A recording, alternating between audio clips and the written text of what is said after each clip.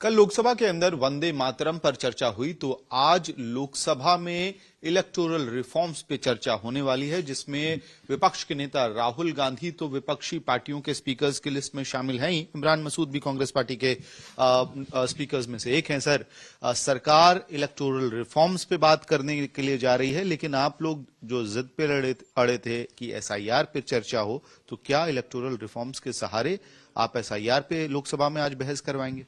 देखिए, electoral reforms का एक पार्ट एसआईआर है, उसका एक पार्ट एसआईआर है। एसआईआर के माध्यम से जिस तरह से देश के अंदर काम हो रहा है, वो लोकतंत्र को खत्म कर रहा है। उदाहरण लीजिए, रामपुर का उदाहरण है।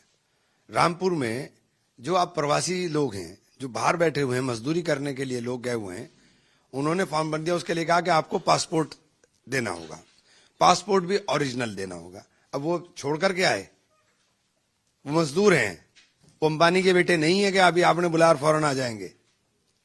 और सिर्फ मुसलमान नहीं है, मैं तो जौनपुर में था, राजभर का कोई गांव ऐसा नहीं था जिसमें से राजभर के लोग ना गए हों ईस्टर्न यूपी के अंदर। तो कहां से देंगे? तो आप जो मताधिकार से वंचित करने का ये कुछ प्रयास कर रहे हो, ये अच्छी बात नहीं है लोकतंत्र के लिए। सर, लेकिन ये बहस शुरू हो लोकसभा में, उसके पहले ही भारतीय जनता पार्टी के कई नेताओं ने आपकी पार्टी और आपके नेता राहुल गांधी पर हमला बोलना शुरू कर दिया है। बीजेपी के नेता हैं केसवन, वो कह रहे हैं कि राहुल गांधी मिस लीडर हैं, लीडर हैं ही नहीं, बन ही नहीं पाए। और साथ ही साथ आपके ही पार्टी के कई इंटरनल औकात है कौन वो? उसे मैं जानता तक नहीं है कौन, क्या औकात है उसकी? राहुल गांधी बाई बॉर्न है, लीडर है। वो जिस दिन पैदा हुआ था उस दिन लीडर है। तुम्हारी क्या हैसियत है? तुम कौन हो भाई? कोई भी बोल देगा राहुल गांधी के लिए। अपनी हैसियत देखते नहीं है, अपनी हैसियत तो देख लो, तुम हो क्या चीज? और इसके साथ साथ माना जाए कि संगठित रूप से विपक्ष आज तृणमूल कांग्रेस, समाजवादी पार्टी और कांग्रेस मिलकर सरकार को इस एसआईआर के मुद्दे पर घेरने की कोशिश करेगी। देखिए, हम लोग इलेक्टोरल रिफॉर्म की बात कर रहे हैं, और चुनाव सुधार एक सतत प्रक्रिया है, होनी चाहिए। लेकिन चुनाव सुधार होने चाहिए, चुनाव उजाड़ नहीं होने चाहिए। ये चुनाव उजाड़ कर रहे हैं। ठीक है, आखिरी सवाल सर, इंडिगो को लेकर मंत्रालय का दावा है कि अब स्थिति बेहतर हो रही है। इंडिगो भी कह रहा है कि उनके कैंसलेशन रेट्स कम हो रहे हैं। साथ ही हाई लेवल कमेटी जो सरकार ने बनाई थी इस पूरे मामले की जांच के लिए, उन्होंने इंडिगो के सीईओ और सीओओ को समन किया है कल के दिन में। आपको लगता है जो कदम उठाए जा रहे हैं वो काफी हैं? क्योंकि आज राम मोहन नायडू खुद लोकसभा को एड्रेस भी करेंगे इस मसले पे।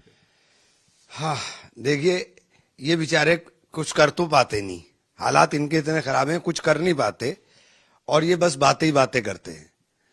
लोगों को 70-70, 80-80 हजार के टिकट लेने पर मजबूर होना पड़ा, अपनी शादियां कैंसिल करनी पड़ी। हालात इतने खराब हो गए कि ये लोग जितना इन्होंने किया, लोग 12-12 घंटे, 13-13 घंटे एयरपोर्ट पर फंसे रहे। मुझे भी पूरी रात परसों जागना पड़ा। तो बातें ही बातें हैं इनकी, इनसे बातें कितनी भी करा लीजिए, आप डिलीवर थोड़ी कर पाते हैं। ठीक है, बात करने के लिए बहुत बहुत धन्यवाद। वीडियो सहयोगी शगुन के साथ मेहमद भारद्वाज, दिल्ली आज तक। गर्मियों की छुट्टी होने वाली थी, मेरे पापा आने वाले थे, तो हम लोग सभी खुश थे। तो मैं बेड पे चढ़ के डांस कर रहा था, लेकिन वो पहले ही आ गए। प्लीज तो मैं उस समय तो कंटिन्यू नहीं कर सकता था ना, तो फ्रीज फ्रेम टाइप का हो कसम गया। पैदा कर